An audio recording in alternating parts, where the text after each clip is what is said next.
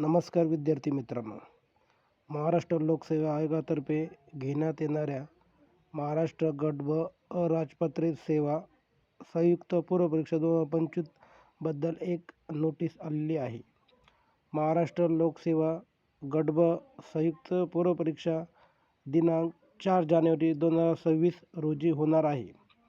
त्या परीक्षेसाठी महाराष्ट्र लोकसेवा आयोगामार्फत आयोजित परीक्षांच्या वेळी उमेदवारांनी करावयाच्या कारवाईबाबत मार्गदर्शक सूचनांचे काळजीपूर्वक अवलोकन करावे. तसेच परीक्षा कक्षात प्रवेश मिळवण्यासाठी आयोगाच्या ऑनलाईन अर्ज प्रणालीच्या संकेतस्थळावरून डाउनलोड करून मूळ स्वरूपातील प्रवेशपत्र सोबत आणावे अनिवार्य राहील. तसेच परीक्षा केंद्रावर कोणकोणत्या गोष्टींची नियमावली सांगितली आहे त्यानुसार अवलंबन करावे. तर येणाऱ्या 4 तारखेला